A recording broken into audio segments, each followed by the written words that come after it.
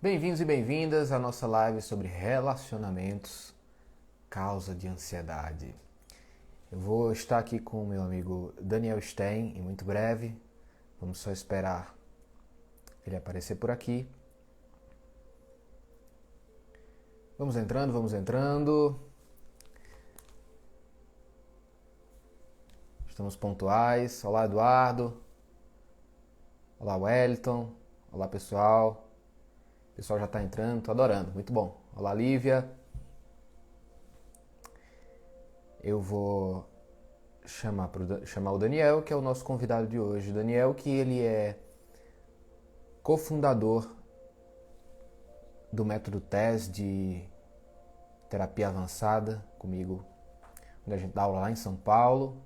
E enquanto ele não chega, vou dar as boas-vindas a vocês. Lívia, Alícia, Nara, Alan, Joy, que é o pai do Daniel, tá aí nos prestigiando. Oi, Joy, saudade.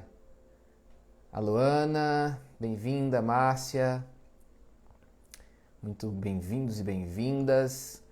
Nossa live sobre relacionamentos. Agora eu vou convidar o Daniel. Só um segundo.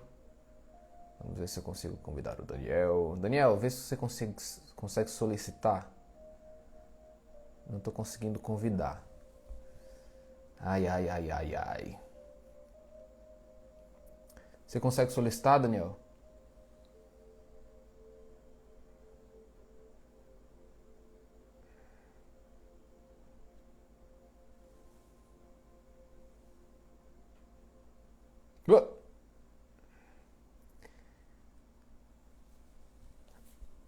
O que será que aconteceu, hein? Não estou conseguindo convidar o Daniel. Achei. Vamos ver se está certo agora. Olá, Daniel. E como Tudo vai? bem? Tudo ótimo, Deixa eu você? aqui.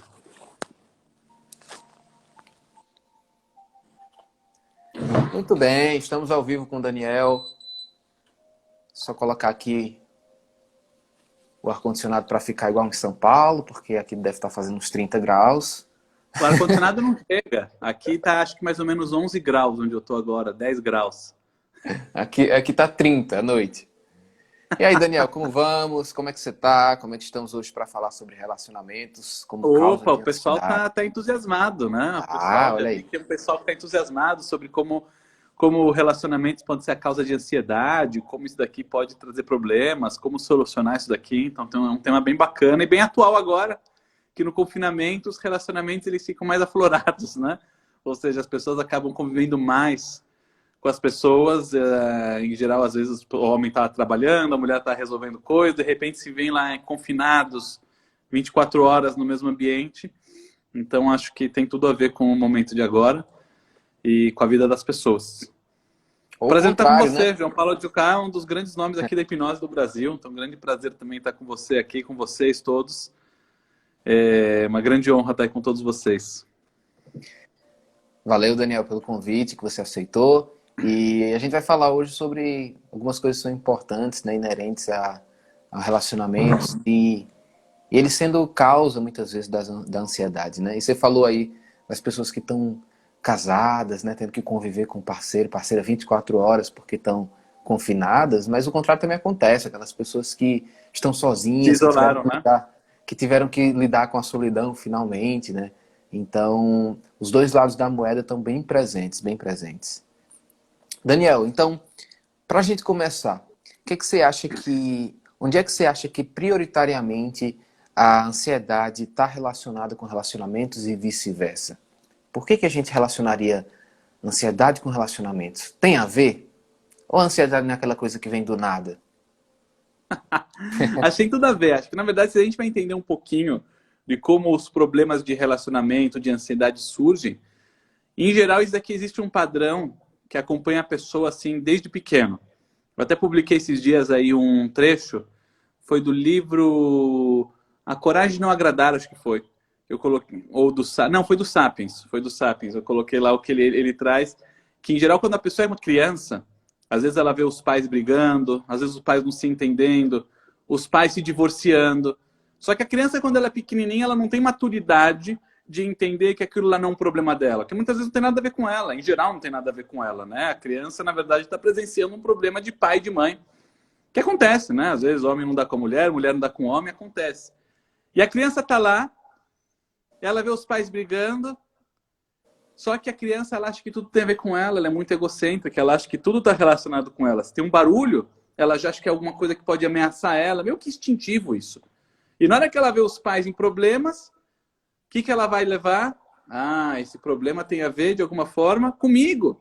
Talvez é minha culpa, talvez é o meu problema, talvez alguma coisa eu estou causando. E a gente vê isso daqui na terapia. Quantas vezes você não vê isso? Que os pais estão se divorciando, os pais estão brigando. Ah, o pai está brigando com a minha mãe. A mãe está xingando meu pai entrou bêbado, ou sei lá o quê. Muitas vezes até caso de abuso, que a criança carrega a culpa, eu sou culpada. Daí você fala, puxa, mas o que você tem a ver com a história? Você foi a vítima, você não tem nada a ver com nada, você simplesmente estava lá e fizeram mal. Mas a criança ela não tem essa maturidade. Na verdade, a criança ela vai absorver como se tudo fosse dela, ou tem a ver com ela, ou foi por causa dela. E por isso que a gente vê que muitas vezes, irracionalmente, a pessoa carrega depois de um abuso, ou depois de um divórcio dos pais, ou depois de um pai alcoólatra, culpa. E se você vai pensar hoje em dia, com a cabeça de hoje, é a coisa mais absurda do mundo você falar que a criança tem que carregar, a pessoa tem que carregar culpa por uma coisa que ela foi vítima. Mas acontece isso por quê? Por essa, como se diz, essa visão meio que egocêntrica que a criança tem.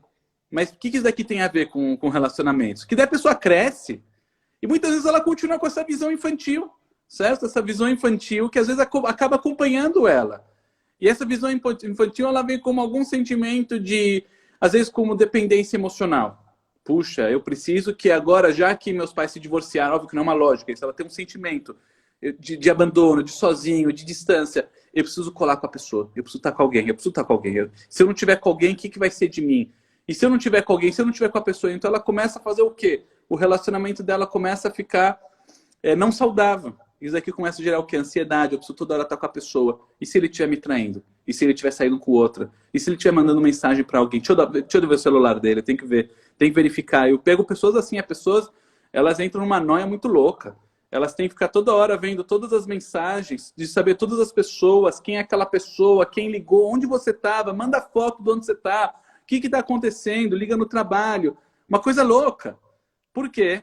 Porque alguma coisa mal resolvida tem lá dentro, certo? Ou seja, é o script que a pessoa está carregando desde pequenininha. Isso aqui tipo, é um exemplo que pode vir como dependência emocional. Isso aqui pode vir como relacionamentos tóxicos, que a pessoa vai buscar pessoas que são às vezes mais agressivas, ou pessoas que são mais violentas, ou pessoas que vão seguir o padrão que ela aprendeu às vezes na infância dela, com as personalidades que ela conheceu. Hoje mesmo atendi uma pessoa que ela veio reclamar comigo que todos os homens que ela conhece são homens que só estão interessados em se aproveitar dela e ir embora, não querem nada sério, não querem demonstrar amor. E na hora que a gente foi fazer o tratamento, o que ela voltou? Que o pai dela fez isso. Ela teve um pai que, na verdade, só se aproveitou da mãe, logo depois que engravidou, deu fora, foi embora. E ela foi conhecer o pai biológico dela, sei lá, 40 anos depois. E quando ela conheceu o pai, a única coisa que ele falou foi que ele conseguiu ter vários relacionamentos, várias mulheres, e disse que ele se orgulhava. Então, o que ela carregou? Esse script do pai, né? Esse padrão do pai, que há homens, eu tenho que ter um homem que vai o quê? Às vezes me usar. Então, os relacionamentos não estavam relacionamentos saudáveis. Isso daqui vai gerando o quê? Ansiedades, medos e inseguranças. Então, acho que, na verdade, tem tudo a ver como a pessoa, às vezes, encara os relacionamentos dela, os padrões que ela tem, com os níveis de ansiedade que também isso aqui podem ser gerados. Tem uma coisa para acrescentar, Jucá? Quando eu vou fazer quando a pessoa chega na clínica com esse tipo de demanda, né? Na verdade, com todas as pessoas que eu atendo, eu pergunto isso. Mas nesse caso específico, eu sempre fico de olho e pergunto: seus pais são vivos? Ah, são. Casados? A pessoa pode ter 50 anos de idade. Pergunto: são vivos? São. Casados? Ah, não. Sim. E aí eu já vou ter uma análise do que eu posso encontrar lá na frente. Claro que isso não define nada, mas eu já sei o que talvez eu possa encontrar lá na frente. E, em geral, chega muita gente com um dedo podre para relacionamento, né? Ah, porque eu só acho homem que não presta, ou eu só acho mulher interesseira, Ou a mulher, eu só acho o homem que faz X, Y, Z comigo. E na verdade isso tem a ver totalmente com os padrões que você citou agora há pouco, né? Padrões, roteiros, scripts, como a gente chama, de infância. E na verdade a pessoa, querendo ou não, ela pode tomar dois lados, né? Quando ela passa por aquilo, vamos supor que tem um padrão X do pai trair a mãe, quando a criança está lá e ela vê aquilo, ela não entende muito bem o que está acontecendo, mas ela está convivendo com aquela situação. Então, geralmente ela vai por um dos dois caminhos, um dos dois radicais. Ou ela toma muita, como é que eu posso dizer? Ela fica rejeitando muito a ideia, então ela começa a ter ódio de vários homens, ela começa a ter ódio, ódio, ódio, ódio, sabe? Repulsa, essa é a palavra, desse comportamento, então dos homens em si, ou ela começa a ir pelo outro lado, né? Querendo ou não, sem querer, inconscientemente, arrumar apenas homens que fazem isso com ela. E quando eu digo inconsciente, quem aqui em sã consciência arrumaria apenas homens que traem? Sabe? Não tem lógica nenhuma. Por isso que nosso trabalho com a hipnoterapia, por exemplo, não vai pela lógica tradicional que a gente vê, né? E aí, alguém perguntou assim, mas como é que a gente trata esses scripts? Como é que a gente trata os scripts, Daniel? Então, em primeiro lugar, a gente vai ter o amadurecimento da pessoa, porque se ela está carregando, isso aqui muito vem também da terapia de partes, então existe uma parte dela, uma parte do ego dela, como você quiser definir, ou se quiser dizer um comportamento, se você não quiser entrar mais nessa parte analítica, ou o que seja, que está mal resolvido lá dentro, seja ela tem um hábito, ela tem um padrão, ela tem uma parte, ela tem o que seja lá dentro, que não está legal, que ela está carregando isso daqui há muitos anos, em primeiro lugar, a gente tem que fazer o quê? Um amadurecimento. Porque na hora que você vai amadurecer, a pessoa, a ponto dela entender, ou a inconsciente dela entender, que na verdade, aquilo que o pai bateu na mãe quando ele estava bêbado, ou que a mãe gritou com o pai, ou que o pai traiu, ou que todos esses problemas interpessoais causaram, isso daqui não tem a ver com ela. E isso é importante. Em primeiro lugar, fazer essa separação, certo? Porque aquela visão infantil, de uma forma, marca. A pessoa carrega a nível inconsciente que o quê? Eu tenho culpa, eu tenho a ver, isso aqui tem a ver comigo, ou eu tenho que seguir isso. Então, ou eu tenho que, às vezes, carregar a dor dos meus pais. Isso daqui é muito comum também. Né? Minha mãe tinha um pai alcoólatra. Às vezes o problema nem é o pai alcoólatra. Né? Isso daqui acontece muito. O pai alcoólatra, a pessoa entende, ele era bêbado, tinha a ver com álcool, com a droga. Fica muito claro que o pai não prestava. Só que às vezes a pessoa fica carregando o quê? Muitas dores da mãe. Minha mãe sofreu. Mas mamãe, coitada. E já que ela me teve, ela teve problemas ela teve que largar o emprego, ela teve que ficar em casa, ela sofreu mais ainda. Então, isso que eu nasci foi o que fez ela sofrer. Então, perceba que existe o que? Um nó. Um nó onde a pessoa meio que ela fica presa, às vezes, no passado, ou presa naqueles hábitos, ou presa no que seja, que não está sendo saudável para ela quando? Agora.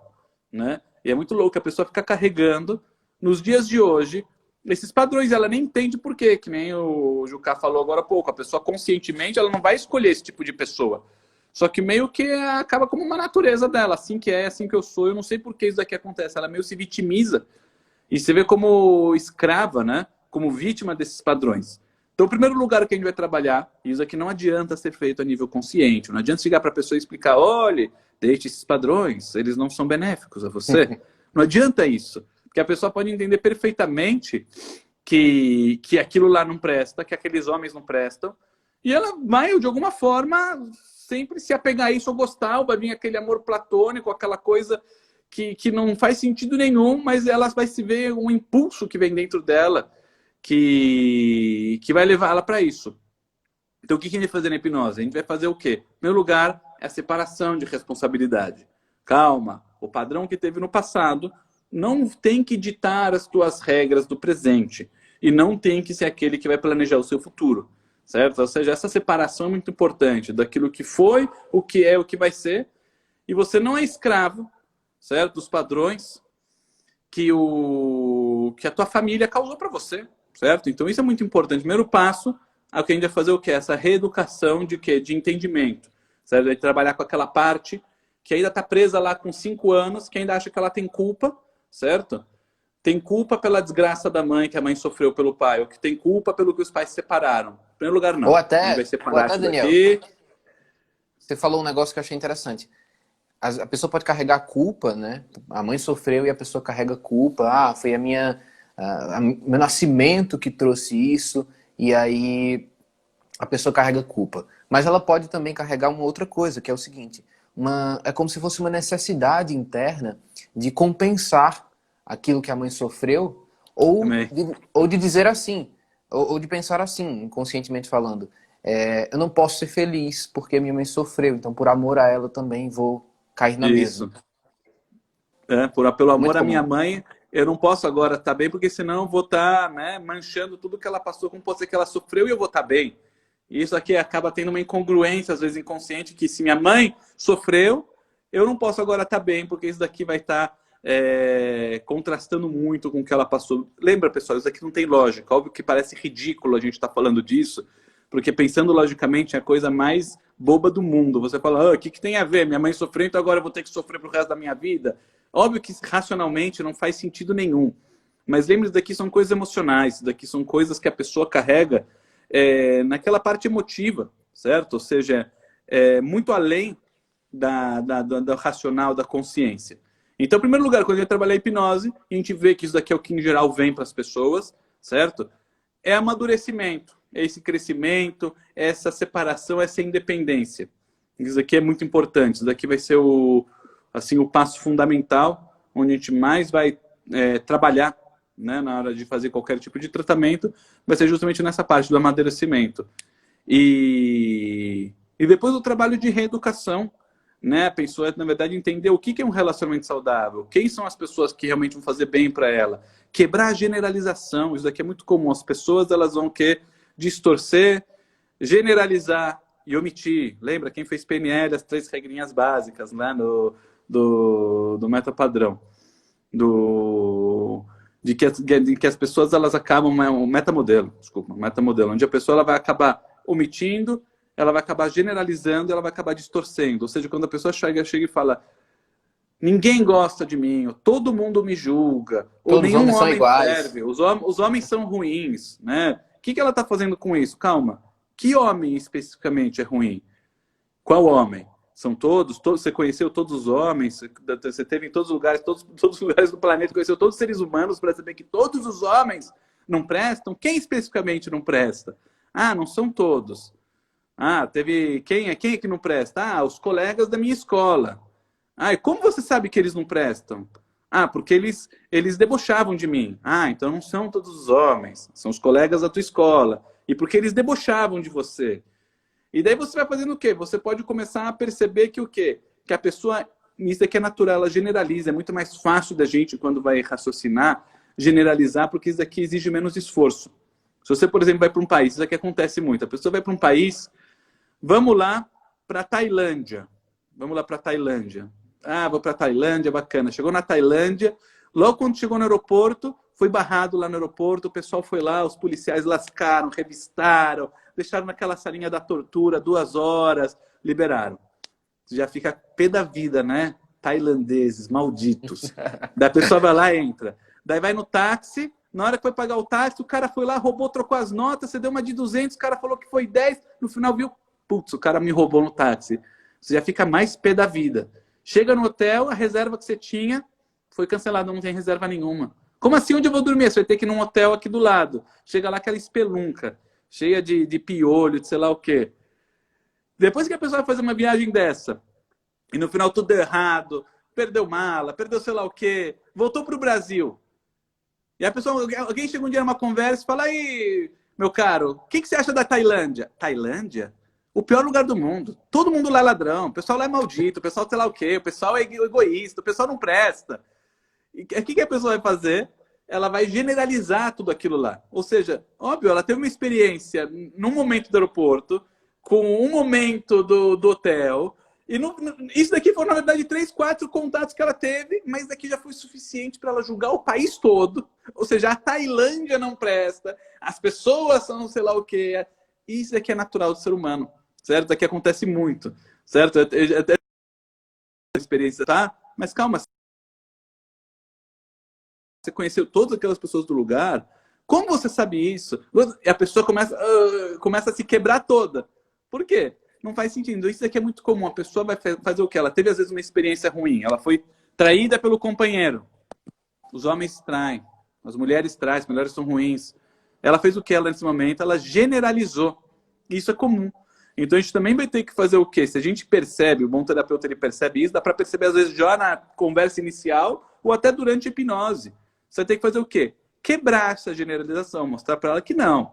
Existiram homens que sim, são bons, ou mulheres são boas. Existiram na vida casais que deram certo, seu avô, a sua avó, certo? Você lembra do teu bisavô, quando eles foram felizes até os 99 anos de idade. E você tem que começar a fazer o quê? Enfeitar e trazer exemplos de que, na verdade, isso aqui não é real. Até a mente falar, ah, realmente, isso aqui foi uma experiência que eu tive individual, ou com isso, com ele, com ela, mas não quer dizer que isso daqui vai ser uma regra para sempre. Então, se eu for falar das partes que têm que ser trabalhadas, acho que esses 2 pontos são os mais importantes. Da pessoa ela ter esse amadurecimento de não carregar o erro dos outros, essa reeducação de como encarar falha dos outros, erro das outras pessoas, ou dores dos outros, ou não viver a vida dos outros, isso é o número 1. E o número 2 é essa quebra da generalização, certo? Que isso aqui vem muito do metamodelo, certo? Da PNL. Muito bom, Daniel. Deu aula, poucos minutos. Sabe o que é importante também, Daniel? É importante perceber o seguinte. As pessoas se relacionam e quando elas começam a generalizar, né, elas também começam a entender ou perceber ou achar que vai ser impossível achar uma dessas relações. Ah, mas tem meus avós, só que, pô, mas não vou conseguir achar uma relação assim. Porque eu só achei relações ruins e se existir, é um negócio 1 em 1 milhão e eu não vou achar, eu não vou ser essa sortuda ou esse sortudo. Só que a grande questão é que não é fácil mesmo, porque muitas pessoas elas estão magoadas por dentro, elas estão mal resolvidas por aí. Não é todo mundo que faz uma terapia para ficar de boa. Então a maioria das pessoas está realmente magoada, está mal resolvida, desde a infância teve os seus padrões. E uma coisa que é interessante salientar, ao longo da vida esse padrão vai sendo reforçado nas relações que a pessoa vai tendo. Então ela já tinha aquele padrão, ela tem a primeira paixãozinha ali na escola, ela é rejeitada e aquilo vai crescendo, aquela coisa ruim vai crescendo nela pelos homens ou pelas mulheres. Enfim, e aí ela chega lá na frente e acha, eu não vou ser essa sortuda e nem esse sortudo de justo ter uma relação boa com meus avós. Primeiro, ela não sabe o que a avó ou avô teve que passar para ter essa relação de 70 anos juntos, né? Ela acha que, muitas vezes ela pode achar que foi só amor, paixão, né? Aquela coisa linda, maravilhosa, quando toda relação humana tem conflitos, tem momentos de sabores, etc. Não adianta enfeitar a um ponto em que fica impossível, né? E a outra coisa é justamente isso. Olha, se fosse fácil, ninguém nem ia dar valor, talvez. Se todo mundo conseguisse achar sua alma gêmea fácil assim, a gente não ia buscar mais, né? A gente ia ficar parado, não ia ser nada importante. Então, essa busca ela nem pode ser incessante ao ponto de machucar a pessoa, né? De fazer a pessoa ficar paranoica em buscar aquilo o tempo todo. E ela nem pode ser colocada num patamar de impossível, né? Então, é importante salientar que esses padrões, esses roteiros, scripts começam há muito mais tempo do que você imagina. Não começou com aquele seu namorado 3 anos atrás. Essa é a grande questão. Aquele namorado, aquele cafajeste 3 anos atrás, não começou com ele, desculpa dizer. Ele foi cafajeste, mas não foi com ele que começou. O problema o buraco é mais embaixo, como diz. O problema começou há muito mais tempo, né? E aí você se pergunta, tá, como é que não foi com ele, se foi ele que me fez sofrer? E como é que você explica pessoas que tiveram relações muito ruins, mas elas conseguiram dar a volta por cima? Ou pessoas que tiveram algumas relações ruins e não ficaram magoadas a esse ponto de generalizar, de achar que todo homem é ruim. Porque o seu padrão de pensamento, que já vem lá, bem antigo, ele tende a ser reforçado no seguinte sentido. Todo homem é ruim. Ou nenhuma relação presta. Ou eu tenho a minha sina é ser traída. E coisas do tipo. E aí eu lembrei de 2 casos, Daniel. Uma moça que ela reclamava, né, de dedo podre. Eu só acho homem cafajeste. Ou só acho homem que não liga pra mim. Ou só acho homem que não é romântico como eu quero que seja, etc. Só que eu percebo que eu estou sempre buscando esse homem perfeito e ele nunca aparece. Por que não aparece justo para mim? Porque eu vejo minhas amigas com homens perfeitos. Primeiro que ela não sabe, né, nada que está rolando lá dentro da relação dos outros. Só quem sabe é quem está dentro, concorda? Só quem sabe é quem está dentro. Segundo que tem uma coisa mais profunda. E no caso dela, o pai, no dia do nascimento, não foi ver o nascimento dela. Estava com outra. No dia do nascimento. Aí Que coisa. vocês perguntam, Juca, mas ela lembra? Se foi no dia do nascimento dela, ela lembra que ele não foi vê-la? Não, contaram pra ela, né? E aí ela ficou com um desgosto, angústia e tal. E aí ela carregou todo esse padrão de sempre buscar um cara que fosse melhor do que o pai dela foi. Só que é impossível. É incomparável. Não tem como comparar um pai a um namorado, a um marido. É ilógico isso. Por isso que a terapia que a gente faz, o tipo de terapia que eu e o Daniel fazemos, é uma terapia que não vai pela lógica tradicional. Porque se a gente for pela lógica tradicional, a gente não consegue trabalhar. Porque se você vê, o cerne do problema, a raiz, não tem lógica. Como é que eu vou comparar um pai ausente a um marido? E aí ela sempre queria achar o marido que fosse perfeito para compensar a falta do pai. E a outra foi a mocinha que estava se formando lá no ensino fundamental, né, na escola primária. E aí tem a formaturazinha, né, da criança. Aqui a gente chama de ABC, não sei como é que chama aí em São Paulo. Mas teve a formaturazinha do ABC, do primário. E aí, de novo, o pai não estava presente na formatura do ABC. E aí você se pergunta, tá, mas onde é que vem a ansiedade? Depois de tanto tempo, a pessoa está com 30, 40 anos. O que é que tem a ver com ansiedade? O que é que tem a ver com ansiedade, Daniel? A pessoa, na hora que ela vai ter essa ausência, ela vai querer suprir isso aqui de alguma forma. Então, ou a mente dela vai ficar buscando toda hora, eu vou ser abandonado, eu vou ser largado. Então, ela vai estar no relacionamento e a mente dela foi educada ao quê? A começar a fazer predições futuras erradas.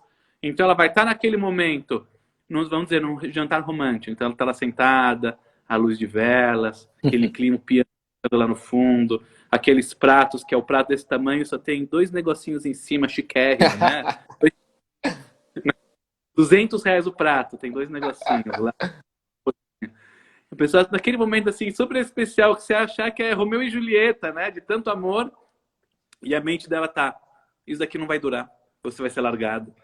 Isso daqui não é verdade. Ele deve ter deve ter outra pessoa. Por que ele tá fazendo isso? Ou você não merece ser feliz.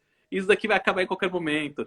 Mesmo que a pessoa não racionaliza isso, ela vai sentir alguma coisa descomodando. E ela vai ficar com a mente dela, o quê? Naquele turbilhão. Então a mente dela não vai conseguir aproveitar o momento, certo? Ela nem vai reparar na vela, nem vai reparar na folhinha do prato, nem vai reparar no presentinho que veio. A mente dela já vai ficar pensando, e amanhã? E o que vai ser depois? E o que vai acontecer? E se não der certo? Então, isso daqui é o que gera ansiedade. Por quê? Porque muitas vezes aquela formatura que o pai não apareceu, ou aquele amigo que zoou, ou todo esse tipo de coisa fez o quê? Educou para ela um padrão. E daí a mente dela fez o quê? Vai ficar buscando o quê? Antecipar isso daqui para que não acontecer de novo. E é isso que a gente chama de quê? De ansiedade. Quando o quê? A mente dela tá o quê? Um turbilhão, não para. Às vezes pode chegar até ser pânico. Eu conheci um cara que eu salvei o casamento dele. O cara noivou. O cara noivou. E ele chegou, toda vez que ele ia sair com a menina, despertava pânico. Então ele chegava para sair com a menina em algum lugar, ele via ela e saia correndo e abandonava. A menina falou, puxa, que bizarro. Quem é o cara que eu noivei? Vamos tentar de novo. Daí marcava em algum lugar para sair, na hora que ele via ela, e saia correndo. Daí o pai da menina falou, sabe, eu não vou deixar minha filha casar com um cara louco. E falei, ele ia quebrar todo o casamento e tudo. E daí ele me ligou desesperado, lembra? Ele me ligou de noite desesperado. Eu vou acabar com isso, daqui é uma loucura, o cara é louco. Que é isso? Não vou fazer minha filha sofrer. Eu falei, calma. Me dá um mês. Um mês. E se o cara continuar igual, você quebra. O cara confiou, deixou. Fiz o tratamento com o garoto. E ele queria tratar, ele não queria estragar lá a vida dele. O que era? O pai dele tinha se divorciado quando ele tinha 12, 13 anos. E na cabeça dele ficou o quê? Se eu casar, vai ter o divórcio, vai ter o abandono, vai ter a perda.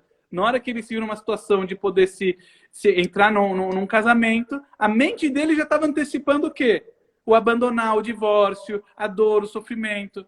Tratamos isso, o cara tá casado, feliz da vida, tudo deu certo, eu tava no casamento, dançamos e cantamos. Entendeu? Olha que legal. Então você vê o quê? Como às vezes um padrão podre ia estragar uma vida. Olha só, o cara ia deixar de casar. E pode ser que se ele fosse achar outras meninas, ia também dar ruim. E quantos problemas não sair na vida dele, por quê? Por um divórcio que teve quando ele tinha 12, 3 anos. Entendeu?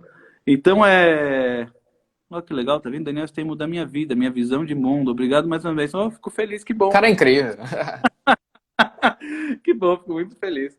Entendeu? Então esse é justamente o ponto. O ponto é que como essas coisinhas podres lá de trás, elas vão fazer o quê? Entrar nesse padrão ansioso. E aí, que nem a gente falou, a pessoa pode ficar suspeitando de traições, ela pode ficar não aproveitando o momento, ela pode não conseguir mais dormir, ficar irritada. Muitas vezes vem isso aqui como irritabilidade. Então o marido fala, ô meu bem, onde está aquela meia? Eu já falei 1000 vezes, você sei lá o que...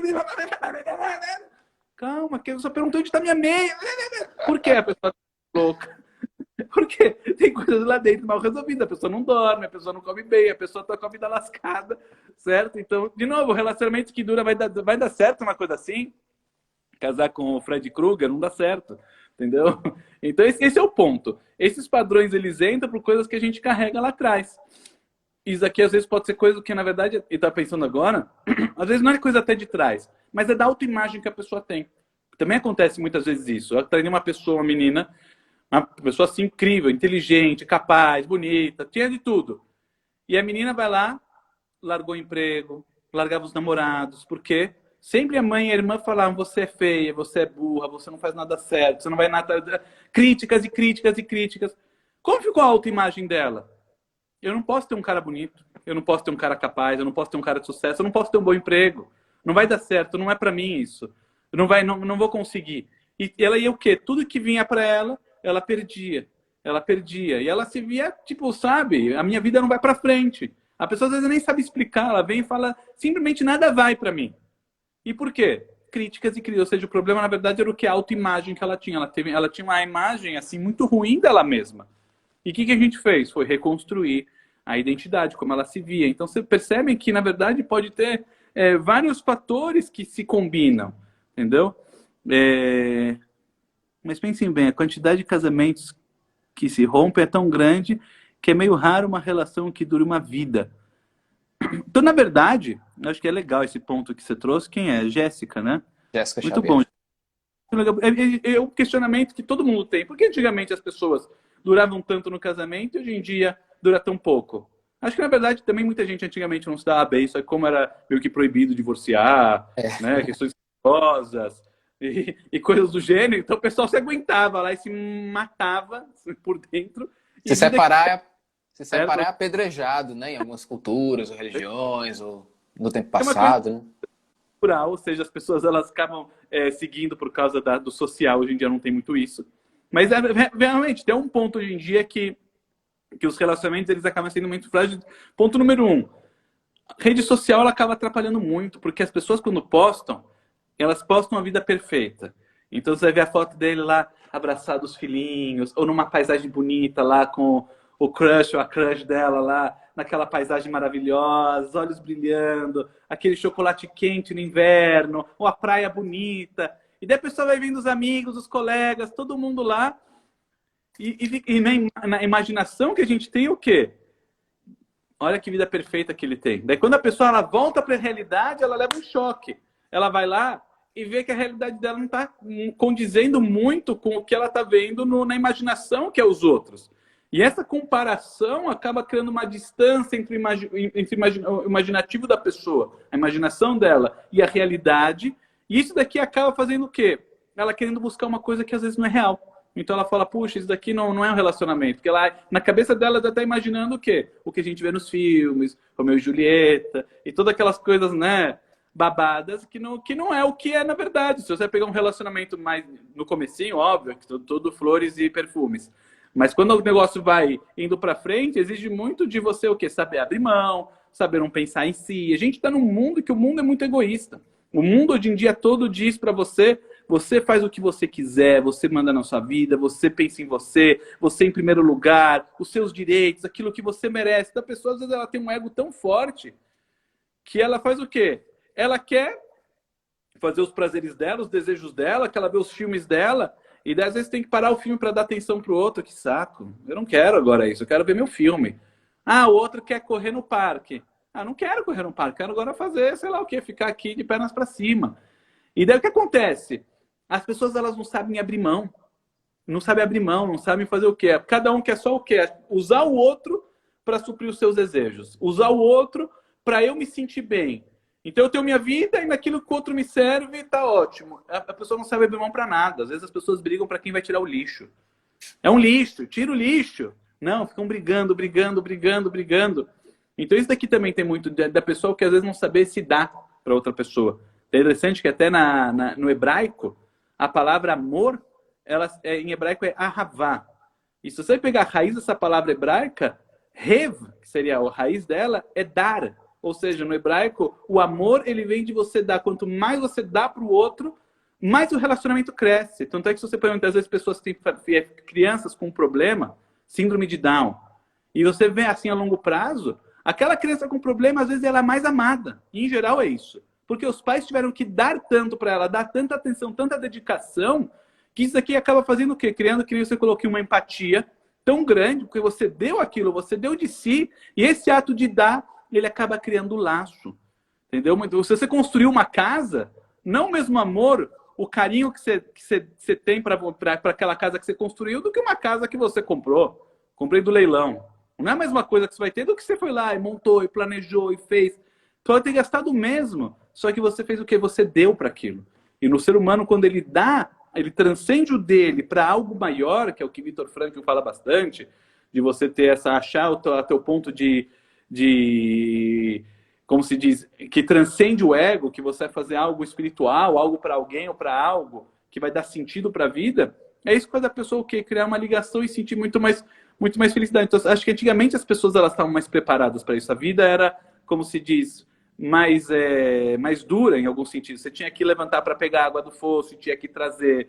E às vezes tinha criancinha que morria, e tinha sei lá o que, tinha batata. As pessoas estavam meio que prontas para, sabe, abrir mão. E tinha às vezes um senso de se importar com o outro, exigia isso antigamente. Acho que hoje em dia as pessoas estão cada vez mais fechadas no seu mundo, no seu Netflix, na sua vida. E isso aqui vai criando às vezes pessoas tão egoístas que abrir mão para você levar o lixo para fora e não o outro acaba sendo motivo de uma briga. Entendeu? Então acho que isso aqui é um ponto também muito importante, mesmo que ninguém fala muito disso, mas tem que ser dito. E eu ia até falar, mas o pessoal já começou a falar nos comentários, Daniel. E quando o outro não aceita, né? Eu dou, e o outro não me dá nada em troca, ou não é recíproco, né? E quando o outro não me entende, o que acontece? Causa de ansiedade também. Estamos cada vez mais robóticos. A gente precisa buscar o equilíbrio entre essas coisas, né? Porque dar é extremamente importante numa relação, como o Daniel falou. As pessoas estão cada vez mais voltadas para si, para o seu, mas ao mesmo tempo há aquele receio, aquele medo de dar e não ser recíproco. E esse medo, como a gente disse, já vem de relações anteriores, né? Onde a pessoa, outrora, em outro momento da vida, em outras relações, seja com familiares ou não, deu e não recebeu. E aí, à medida que isso não é reforçado, ela para de fazer o comportamento. Ou seja, a pessoa diz, eu não vou mais dar. Se eu dou e não recebo, é porque dar não funciona. Só que não é um fato, isso não é verdadeiro necessariamente. É a sua experiência, a experiência que você passou.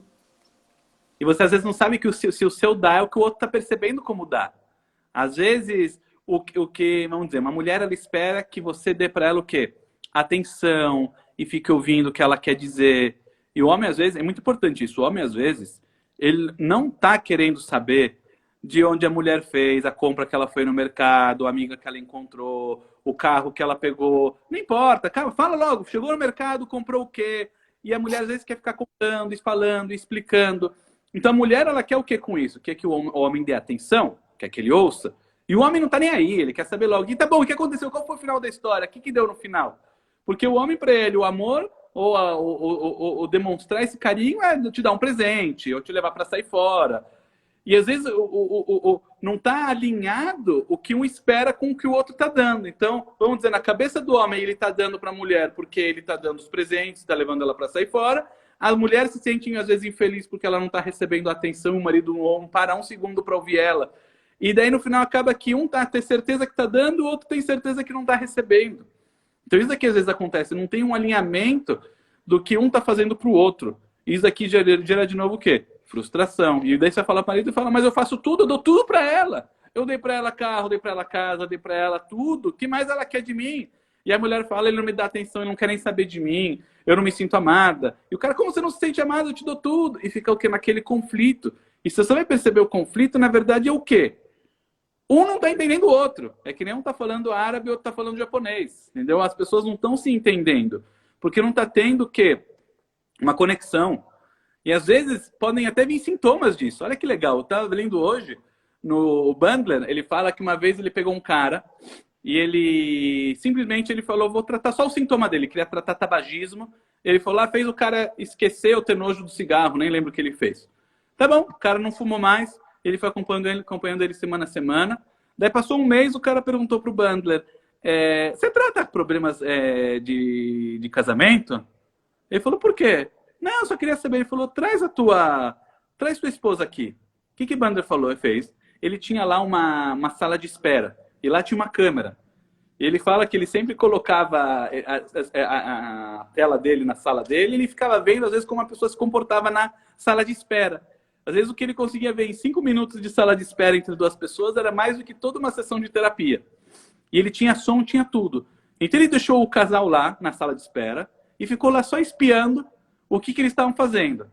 Então ele vê o cara, ele levanta, ele pega uma revista, ele vai para lá, vai para cá, e a mulher olha para ele, olha para ele, olha para ele, tenta falar alguma coisa, ele olha um pouquinho, volta a cara para a revista, ela tenta falar de novo, ele volta a cara para a revista, até que a mulher chega uma hora, ela tira um cigarro, e ela começa a fumar e fica olhando para ele. E ele olha para ela, e ele vira a cabeça, ele não quer fumar. E ele tinha feito tratamento, ele não quis fumar.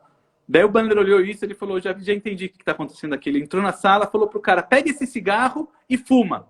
Querendo ou não, fuma. E saiu da sala. E o cara ficou com aquele cigarro no dedo, ele não quis fumar porque ele já tinha feito tratamento, mas ele ficou segurando assim. E nisso que ele ficou segurando, ele começou a conversar com a mulher. O que aconteceu? O cigarro era o momento que os dois conversavam. Era meio que uma comunicação entre eles. Ela tirava o cigarro, ele tirava o cigarro, e naquele momento eles falavam, e como tá seu dia, como você tá, como papapá, pupupô. Nisso que tirou o cigarro, o cara meio que não desligava para conversar com a mulher. E daí ele começou a ficar o quê? A mulher sentiu um mês sem atenção nenhuma. E começou a ter o quê? Problemas de casamento. Entendeu? Ele fez o quê? Tem que fazer esse trabalho de o quê? De achar um outro método que não seja o cigarro para os dois conversarem. Então isso é que acaba às vezes acontecendo, dando de sintonizando. Né? Olha que louco. Ou seja, o cigarro era o momento de encontro. Vamos dizer, a mente criou o problema do cigarro para eles conversarem. Era o gesto que eles tinham de poder se comunicar. Então isso é muito importante, saber se a comunicação está alinhada, certo? Se o jeito que a mulher está pensando e que o homem está pensando estão alinhados. Isso aqui é muito importante. Peguei um cara que estava com problema, um cara assim super, super, super bem de vida, uma pessoa assim...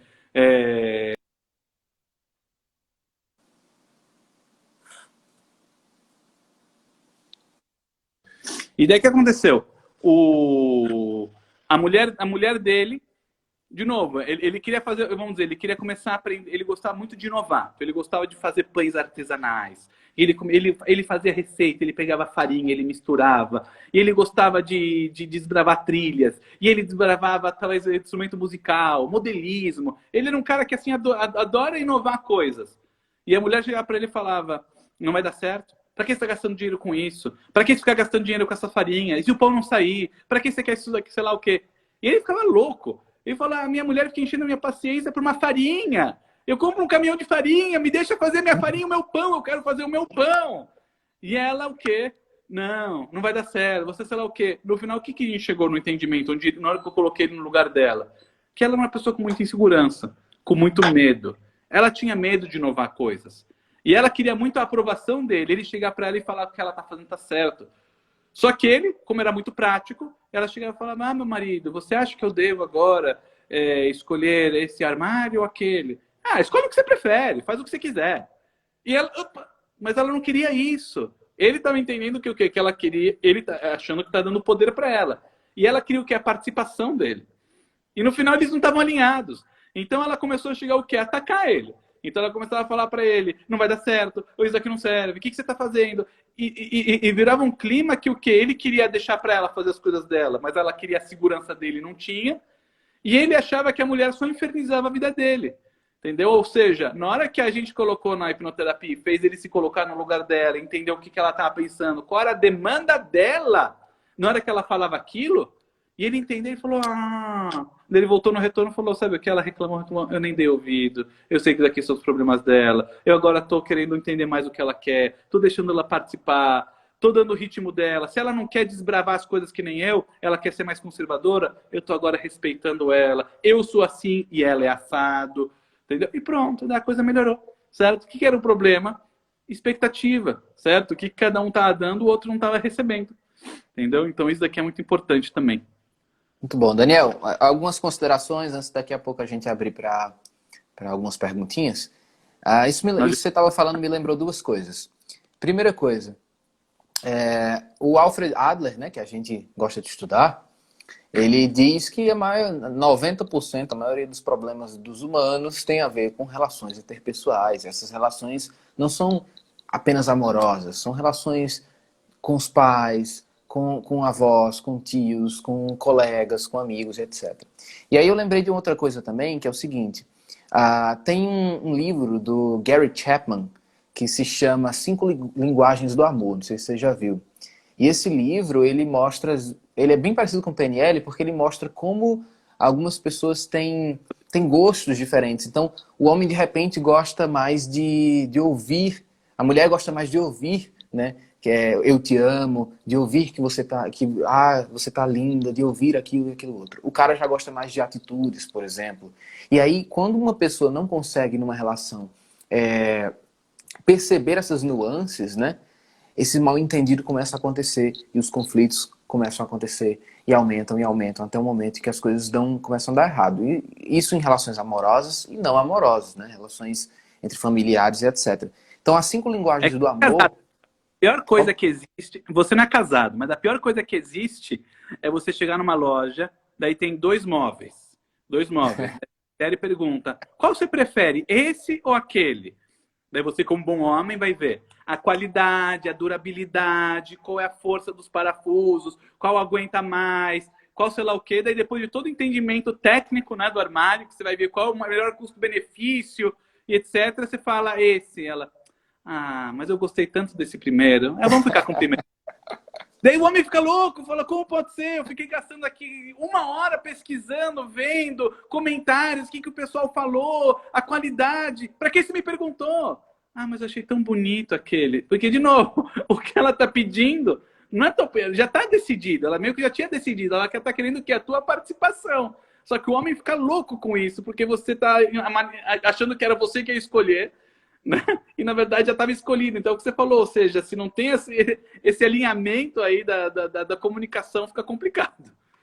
Então eu indico esse livro, muito bom. Eu indico esse livro 5 Linguagens do Amor, onde você vai entender.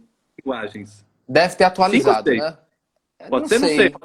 Talvez ele tenha atualizado para 6, mas até onde eu vi eram 5. E aí qualquer pessoa pode ler esse livro, é um livro de fácil entendimento, para casais ajuda muito, mas como relações como um todo. E agora, Daniel, como a gente só tem mais 10 minutinhos, eu gostaria que a gente respondesse algumas perguntinhas do pessoal, tá? Algumas que já estão aqui e algumas que o pessoal vai fazer ainda, tá? Por exemplo, e aí vamos procurar ser bem sucintos, né? O que o bastante dessa última quer dizer que é verdade, né? Se o pessoal rir, quer dizer que é verdadeiro. Podem dar exemplo de por que não dá certo um ansioso começar um relacionamento sem controlar suas emoções em relação à ansiedade? Quem disse que não dá certo, né? Dá certo.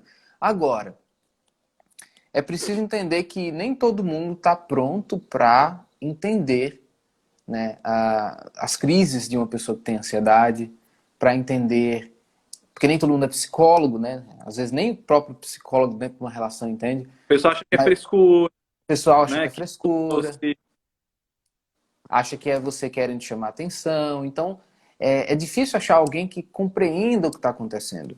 Segundo que, se você não está bem resolvida, volta àquela outra questão que a gente estava falando desde o começo. Pode ser que você ache uma pessoa justamente que vai, ao invés de te compreender, vai fazer o contrário, te julgar, te atrapalhar, te afundar ainda mais nesses sentimentos de ansiedade, e ao invés Só da que você relação... Como? problema, justamente o problema. Isso. Você volta e reforça o problema. Então é bom você procurar fazer uma terapia, meditar, fazer toda uma coisa, uma relação de amor próprio em relação a você mesmo, antes de entrar numa relação. Não é que você não pode entrar numa relação, mas é interessante que você trabalhe primeiro a ansiedade, não pelo outro, mas por ti. O Ó, que tive uma mais? Vamos lá, relação. perguntas. Pode ser que isso daqui para você tá muito bem resolvido e você falou, tá bom, o cara errou e ele é um cafajeste, dane-se ele. Ou pode ser que isso daqui ficou marcado em você, ou pode ser que isso daqui ainda reforçou coisas que estavam resolvidas lá dentro. Ou seja, não tem como a gente saber que impacto isso daqui teve na sua vida, só você mesma. Entendeu? Então isso é muito importante. Isso aqui pode trazer vários problemas, seja eles de nível desde fisiológico, de você às vezes surgir uma alergia em você, uma psoríase em você, porque, lembra, a pele é onde tem o contato, onde tem o amor. Na hora que você... Às vezes a pessoa tem um abalo emocional forte, a pele é a primeira que sofre. Talvez a pessoa pode aparecer uma alergia, uma mancha que acontece na pessoa, e justamente é o quê? Alguma questão que nem essa, tem uma traição. Ou pode ser que não, que você fisiologicamente está legal, mas você de repente começa a sentir desconfiança. Começa a vir desconfianças. Ou pode ser que começa a vir agressividade. Ou pode ser que venha problemas sexuais. Pode vir tanta coisa. Ou pode não vir nada também. Entendeu? Esse é o grande ponto. Daí é você para se julgar e analisar o quanto, na verdade, você pode estar sofrendo por esse tipo de coisas ou até associado com outras. Tem uma coisa que a Ju falou aqui, ó. Meus pais se separaram após 32 anos de casados porque minha mãe percebeu que viveu uma relação abusiva onde ela não era valorizada simplesmente porque achava que devia algo à sociedade. Hoje, cadê? Hoje está se cuidando, se amando, até a saúde dela melhorou. Às vezes o que a gente precisa é se libertar de uma relação tóxica e começar a olhar para si. Quantas a gente não faz terapia, a pessoa divorcia e vira da água pro vinho. De repente se transforma. Muitos, Incrível! O que muita gente, faltava era só o divórcio. muita gente vem para salvar o casamento e sai separado. Hoje mais me indicou clientes, que mais me indicou pessoas, foi justamente uma que saiu do divórcio. O que ela tá feliz, e o que ela faz hoje de arte, de coisas criativas, e ela viaja. Ela se torna irreconhecível. Toda, vê os amigos, vê assim, sabe? 20 pessoas que a mulher trouxe para mim desse divórcio. Incrível, né? E a gente está acostumado a pensar que sempre tem a ver com o casamento que é feliz, e a vida só é feliz se for assim, né? Olha, é aquele velho ditado, né? Antes só que mal acompanhado. Pode ter certeza. Jéssica, estou fazendo terapia. Fui traída no casamento, comecei a pensar que todos os homens são iguais, tinha até minhas dúvidas, mas fiz tratamento e hoje me sinto liberta desses pensamentos destrutivos. Muito bom, porque não adianta de nada, né, se você for ver. O que adianta ficar pensando que todo homem é igual, se ao mesmo tempo você precisa deles? Né? E lembra uma coisa muito importante, o que a pessoa também tem que saber viver os momentos. A pessoa vai dizer, terminou um relacionamento, não teve traição, não teve nada, mas não deu certo. Precisa não dar certo, não tem problema, pode não dar certo. Você vai o quê? Você tem que saber, você vai viver um momento de luto. Vai ter aqueles dias que você vai ficar borocochô. Não é que você entrou agora em depressão. Não é isso. Você está simplesmente vivendo o luto de um relacionamento. Uma pessoa que você relacionou, você teve com ela. E esse luto é normal. Durar umas semanas, uns dias, ter uns choros. É normal isso.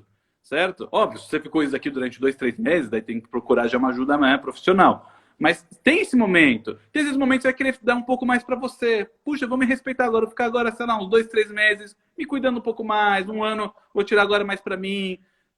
É importante também se respeitar. Tenho que estar toda hora com alguém, senão o que o pessoal vai falar? Dane-se o pessoal. O que agora está sendo bom para você? Às vezes é bom para você ficar um pouco com você. Às vezes é um bom você ficar o quê? Com outra pessoa agora. Mas e se a pessoa não gostar de mim? Então, abre relacionamento, tenta outras coisas. Vai, procura, sai. Entendeu? Então a pessoa ela tem que também saber o que ela está precisando, a demanda dela, e se respeitar. Eu acho que é muito importante isso, a pessoa às vezes não achar que ela é uma máquina, que vai ser um relacionamento, você vai ser super feliz, ou tá com outro, vou emendando uma pessoa na outra, que isso aqui não existe. Entendeu? Saber respeitar o lado humano que cada um tem. Daniel, a gente tem acho que uns 5 minutinhos por aí. Agora essa Uhum. pergunta foi importantíssima para a gente fechar com chave de ouro. Qual? A Qual? Aninha falou: meu ex me traiu, soube que em um relacionamento anterior ele fez isso também. Caráter ou problemas de infância? E aí, essa eu faço questão de responder. Olha, Ah, vamos lá. da mesma forma que as mulheres, por exemplo, em geral, mas nem sempre são as mulheres, começam a achar que todos os homens são iguais por coisas que aconteceram, os homens também padecem disso, tá? Agora, aqueles que saem traindo em todas as relações, tem eles que sofrem porque fazem isso, e tem eles que não estão nem aí. Seguem a Eles que nem vida. tem homem que chorava na minha frente, eu não queria, eu não queria. E a pessoa não queria aquilo. E aí, E tem desde os a infância, e tem os cafajestes que não estão nem aí. Então, desde a infância, o que é que o homem. O Daniel, acho que não, porque ele é de outra cultura e tal, religião e tudo, mas o que é que homens geralmente ouvem na infância? Aqui no Ceará, demais, não sei aí. Olha, olha como ele é bonitinho, vai pegar todas da escola. É, esse daqui é namorador. Olha aí, meu filho é galã, vai ficar com todas. Homem não chora, homem não expressa sentimentos, homem não faz isso, não faz aquilo. Então ele vai ouvindo, sendo programado a vida inteira para isso. Além de ser programado para isso, ele vê de perto pessoas que fazem ou incentivam isso. Ou o pai que trai a mãe, ou o tio que trai a tia, e assim vai. Além disso, aqui no Ceará tem uma coisa muito louca, Daniel. Quando o menino faz umas. No Ceará, talvez no Nordeste como um todo. O menino no interior, quando ele faz entre 10 e 13 anos, algum parente chega nele e diz que vai levar ele pro bordel, para ele se desvirginar. Isso é Ai, antigo, mas até hoje se ouve isso, sabe? Então, uma educação sexual, não é nem educação, né? Uns ensinamentos sexuais peguei gente- precoces, sabe? Como? já peguei gente que ficou com trauma disso. Que foi tão Pois é. traumático que a pessoa depois não conseguia ficar com nenhuma outra pessoa. Então, são ensinamentos assim que não são bons, precoces, que geralmente a gente vê como algo inofensivo, mas não são. Quando vê o menininho pequenininho, começou a andar, a mãe já diz, olha como ele é bonito, ou o pai, né, olha como ele é bonito, vai ser namorador esse menino, tu já imagina, vai conquistar as meninas tudinho da sala de aula. Esse tipo de fala não é inofensivo, porque ele vai criando o caráter, como ela disse aí, né? Vai moldando o caráter do cara, e aí fica aquela mistura. Caráter, mais problema de infância, mais sugestões que eu vi de pessoas importantes. Programação, né? Esse é o negócio. Você tem a tua programação, mas você não é refém dela. Você pode mudar, você Não. pode procurar ajuda. Então, isso daqui que a gente está falando, que existem coisas que a pessoa carrega, não isenta a pessoa das escolhas dela. Isso é muito Isso. importante, né? Ninguém é vítima da. A gente é que escolhe o que é que vai fazer do que fizeram de nós, né? Como diz a filosofia existencialista. Daniel, Né? eu quero te agradecer Obrigado a todos. demais. Daqui a pouco a gente vai fechar, mas não agora, acho que a gente ainda tem 1 minuto, então eu quero te agradecer demais. Ó, a gente tem 2 minutos exatos. Daniel, que é hipnoterapeuta, que é professor lá no Método Tese em São Paulo comigo, foi o cara que eu encontrei que a gente, assim, parece mais, né, em termos de pensamento de terapia, de como ajudar o outro, de como fazer o processo de mudança e etc. Então, sigam o Daniel, Daniel_Stein, com hipnose, e vocês vão encontrar muito conteúdo bom, o YouTube do cara tá repleto de coisa boa. E lembrando que nos próximos dias vão ter outras lives também. Amanhã eu vou ter uma live onde eu vou responder perguntas gerais, então vocês podem pegar perguntas de hoje que não deu tempo, levar para amanhã ou fazer qualquer outro tipo de pergunta relacionada à ansiedade, tá? E aí na quarta, quinta, sexta e quem sabe no sábado também vão ter outros convidados. Então agradeço demais ao Daniel, que é um cara super especial para mim e eu considero um dos melhores terapeutas do Brasil, quiçá do mundo. O cara é genial para mim. E vocês, isso, machismo, programação patriarcal, etc. E muito obrigado a vocês. A gente teve muita gente participando aqui e muitas perguntas, muitas afirmações interessantes. Daniel, 40 Muito obrigado. segundos. Você acha que não vai dar tempo de elogiar tanto o Jucá que ele me elogiou, mas pessoa fantástica e maravilhosa. Um prazer estar aqui com todos vocês. Como ele é profissional, quanto ele sabe de hipnose, aí também uma referência mundial no ramo. Então, uma grande honra estar com o Jucá, com vocês, pessoas assim incríveis, perguntas maravilhosas. Então, uma honra estar com vocês, que a gente possa se encontrar em outras oportunidades, discutir mais sobre hipnose e ajudar as pessoas. Um beijo, pessoal. Ótima noite a todos e até as próximas. Até mais, tchau. Tchau, tchau.